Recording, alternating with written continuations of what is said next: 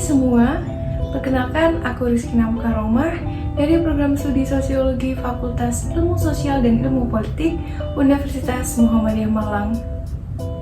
Pada kesempatan kali ini, aku akan membahas terkait Sustainable Development Goals atau SDGs, terutama yaitu pada indikator ke-12 atau konsumsi dan produksi yang bertanggung jawab.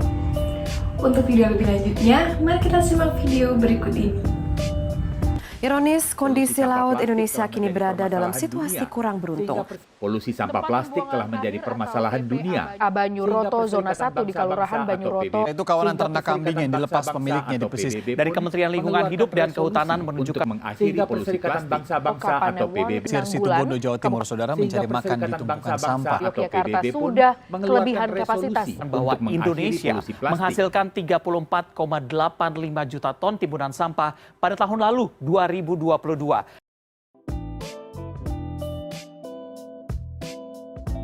Saat kita sering membeli makanan dan minuman dari luar, kemasan plastik sekali pakai menjadi salah satu barang yang umum ditemui.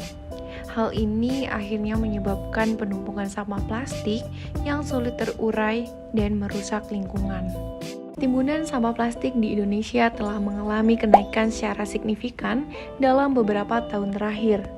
Berdasarkan data Badan Pusat Statistika tahun 2022 menunjukkan bahwa setidaknya terdapat 64 juta ton sampah plastik diproduksi oleh penduduk Indonesia pada setiap tahunnya. Tahukah kalian, kehidupan kita tidak pernah terlepas dari namanya plastik. Barang-barang di sekitar kita pun seperti di supermarket seringkali dijumpai menggunakan kemasan plastik. Banyak kemasan minuman, makanan, hingga produk rumah tangga lainnya terbuat dari plastik. Tapi, kalian sendiri penasaran nggak sih bagaimana terbentuknya plastik?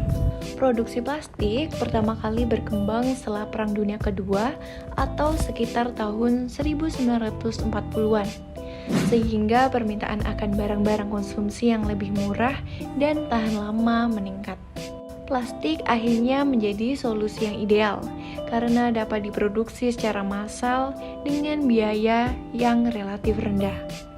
Tujuan utama di balik perkembangan plastik yaitu untuk menyediakan alternatif yang lebih murah, ringan, dan lebih kuat dibandingkan dengan bahan alami lainnya. Namun, adanya sampah plastik telah menjadi ancaman serius bagi lingkungan dan kehidupan kita.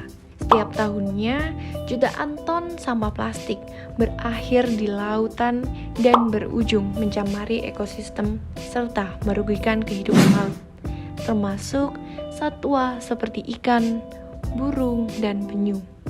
Polusi tanah yang tercampur dengan zat kimia berbahaya dalam plastik dapat mengkontaminasi dan mengganggu kehidupan mikroorganisme tanah. Ketika sampah plastik mulai membusuk, zat kimia berbahaya dapat terlepas ke dalam air, mengganggu kehidupan akuatik, dan mengancam kesehatan manusia yang bergantung pada sumber air tersebut.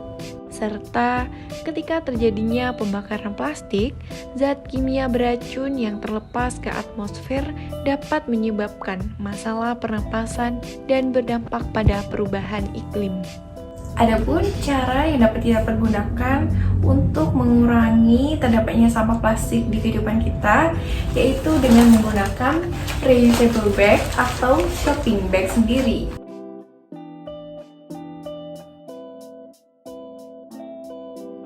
Dengan menggunakan sedotan ramah lingkungan seperti stainless steel, menggunakan botol tumbler untuk investasi jangka panjang, membawa alat makan sendiri, menerapkan skin minimalis dengan membeli sesuai kebutuhan jika sudah habis. Untuk mengatasi masalah sampah plastik, kita juga perlu bekerja sama dengan semua pihak agar dapat terwujudnya pemenuhan pembangunan berkelanjutan atau Sustainable Development Goals. Hal ini dapat melibatkan pemerintah, bisnis, organisasi non-pemerintah atau LSM, serta individu. Melalui kampanye kesadaran, pendidikan, dan regulasi yang lebih ketat, kita dapat mendorong perubahan sosial dan mengurangi penggunaan plastik sekali pakai. Maka dari itu, yuk move on dari sampah plastik untuk menuju Indonesia yang lebih baik.